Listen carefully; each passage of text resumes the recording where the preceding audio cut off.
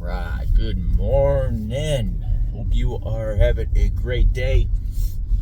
Had a great new year.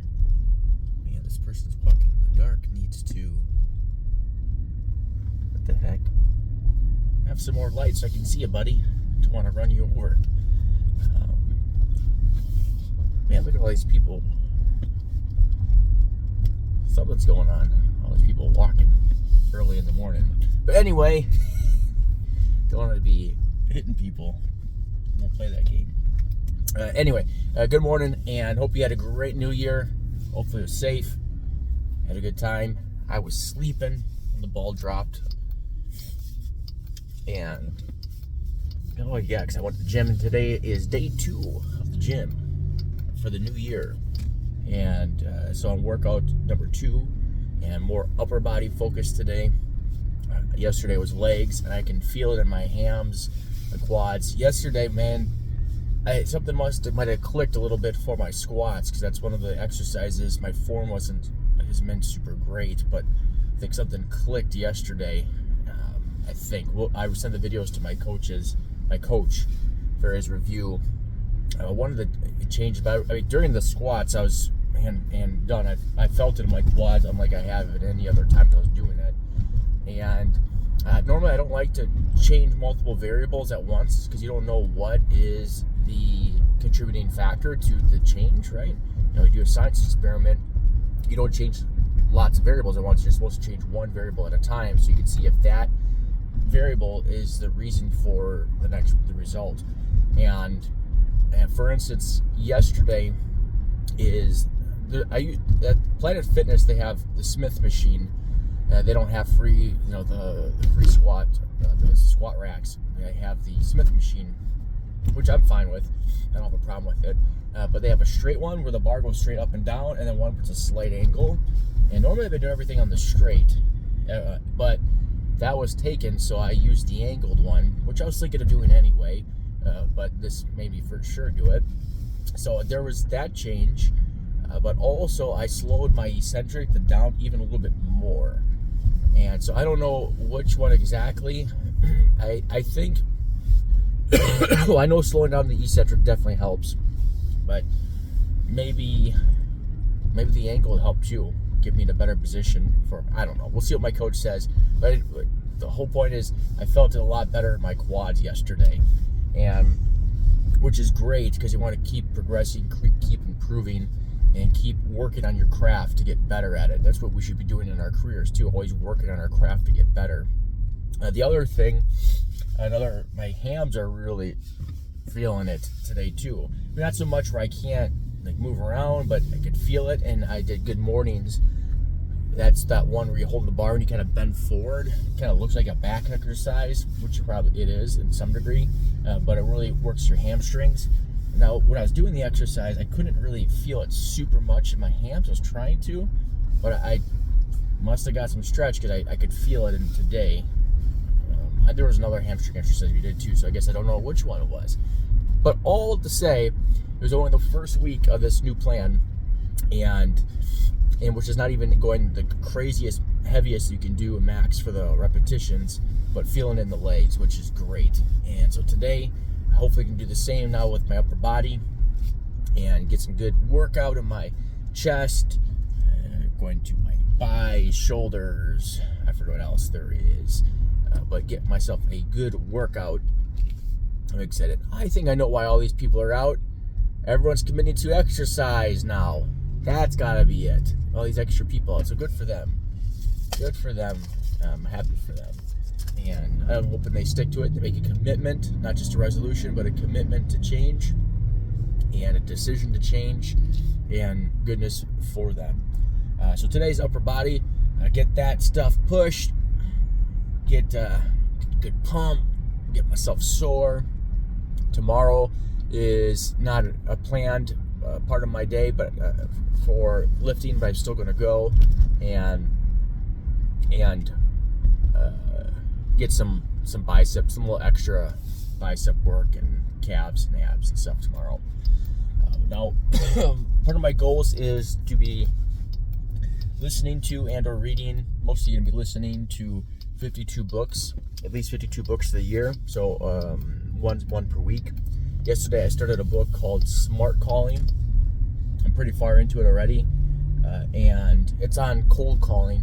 Now a lot of the stuff, it depends on what your career is, and I'm a big believer in cold calling. I think all salespeople should be doing cold calling.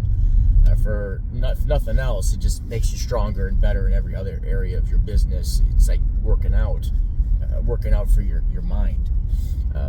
But the Smart Calling, Cold Calling book, I have to agree with a good amount of what the stuff that he says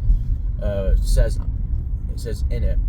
And one of the things that, as I'm listening to it, I'm not trying to listen to the book to say, oh, I agree with that, oh, I disagree with that. That's not that. I'm listening to these books, obviously, to get better. So I'm trying to also take in things that we can implement with our team and some of the things to make better. And so some of it is, okay, what can we do to get more information for our loan officers as they're making cold calls? And I got some ideas of some software that I've been utilizing. If we can do some automation to give them some details that they can utilize in their calls, their cold calls, maybe drop it in, helps build a little bit more rapport. Another thing is, okay, what's something they can do to always leave with a win, with a yes in some sort of way, some sort of win.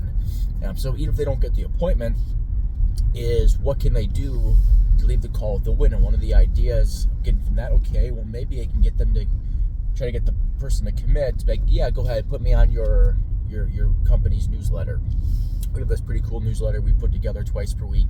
It's different than what loan officers send to realtors, and that's one of the key things. We're always trying to be different than what everybody else is doing. And so what can we do to always create a win on those calls, or create more wins?